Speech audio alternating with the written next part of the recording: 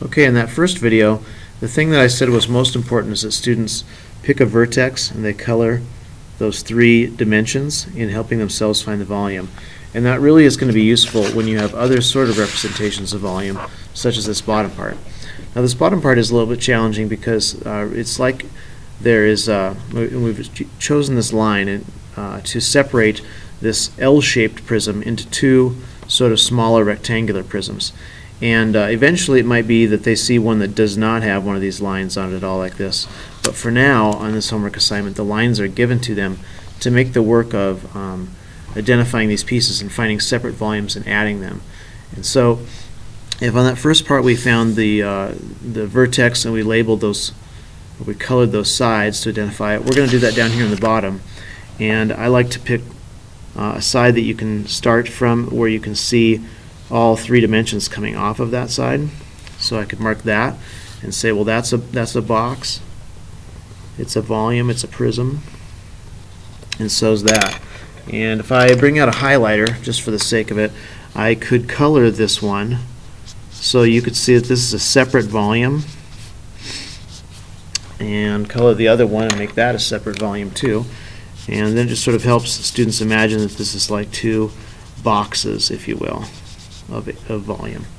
So if I have these here like this, one of the tricky parts a little bit, not so much for fifth graders, is that the dimensions, you think they're all maybe listed there. And sometimes they are, and sometimes you have to figure them out. So this one, if we go with this pink one I have here, it's 5 on the bottom, and it's 3 along this side, and it's 2 layers tall.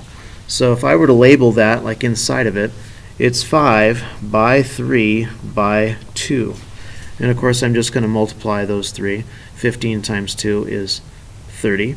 Or if I went 3 times 2 is 6, times 5 is 30. Or if I said 5 times 2 is 10, times 3 is 30.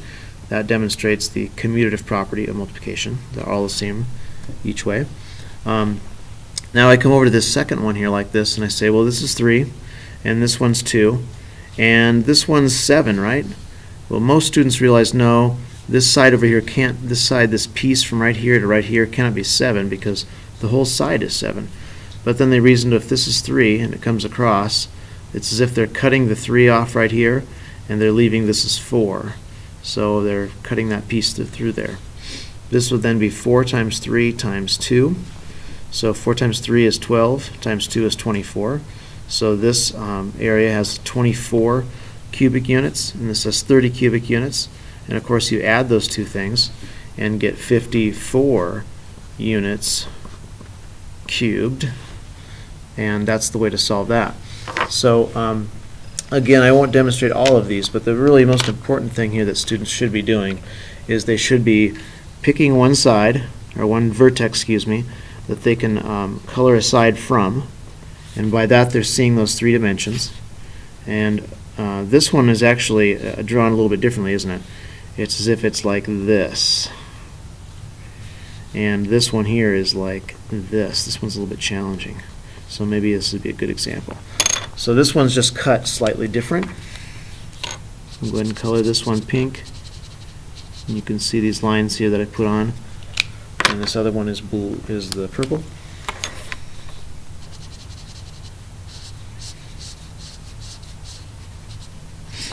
Oops. And set back there.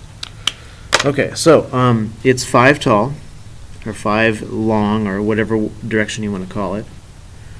And it's 2 this way. I'm not going to have room there. And it's going to be 2 layers tall, so 5 by 2 by 2.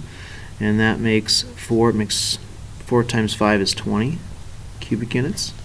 And this piece here, if this is 4 all along this side, and this top little piece is 2, then that's 2, that's 2. So it's 2 by 2 by 2. And I know it doesn't really look like 2 by 2 by 2. It's sort of squatty, but that works. 2 times 2 is 4, times 2 is 8. So that's 8, and 20 and 8. This is 28 units cubed. And you can see they all pretty much work like this. So students would color these sides like that, those edges. And I keep calling a lot of these words by non-mathematical terms. A corner is known as a vertex. This is an edge. and the base is underneath. The side is called a face. Those are some things we've been studying in class, and I keep using the wrong words here. So this is an edge to the vertex, that's an edge, that's an edge. This would leave a face, and the whole amount of it would be the volume. On this last one here, it looks like they need to go like this. That'd be one way they could do it, just to change it up a little bit. And, you know, making sure that they're seeing this little piece over here by itself that they could cut off. And if your student doesn't have any highlighters, that would be a good thing to even bring into this assignment. And you could work with them if you're trying to help them figure something out. Helping them color it would be a good thing you could do with them, and then leave them to figure all the numbers after that. But there you go with part one. The next is part two, or excuse me,